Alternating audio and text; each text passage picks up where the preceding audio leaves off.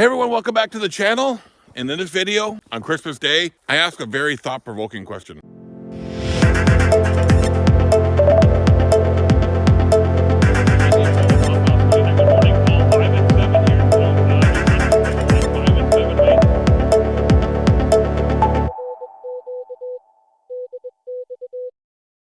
Hey everyone, welcome back to the channel. It's Christmas Day. This is Stuart, Victor Echo 9, Charlie Foxtrot. And I woke up in the middle of the night with a thought. So I quickly grabbed my notepad that I keep next to my desk or next to my bed and wrote it down. And the question was, did POTA really save amateur radio? I want to invite you to put a comment below. Let me know what your thoughts are, because I think there's a lot of people who believe that Parks on the Air is what got them into the hobby, what keeps them in the hobby. And for some, they believe that Parks on the Air saved amateur radio. I'm not one to disagree or agree. I think Parks on the Air has done a lot of great things for ham radio, things that other groups, maybe like even Worldwide Flora and Fauna, couldn't achieve. It's remarkable the adoption rate that Parks on the Air has in amateur radio. I just can't believe it. So for some of you, you may know that I took a 30-year hiatus for amateur radio. I hung up the microphone in the 90s to basically raise a family, start a couple businesses, and focus on there. And when I backed away from day-to-day working activities, Missy said, hey, why don't you get a hobby? And I had this amateur radio thing that I did 30 years ago. I said, oh, I'll pick that back up again. So I had no idea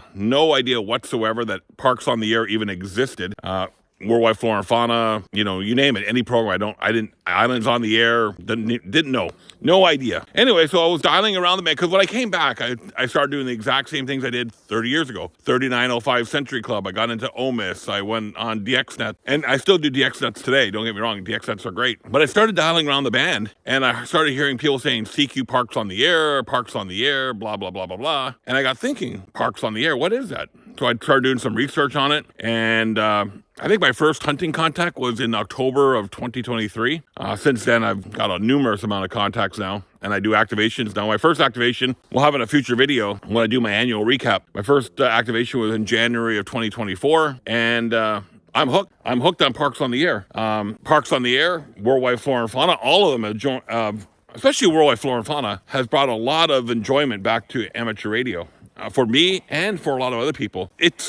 I'm just still shocked on how much Parks on the Air has gained in global adoption. For people just going out to a provincial park or a national park, or even for US guys, state parks, national historic sites, and just putting these on the air.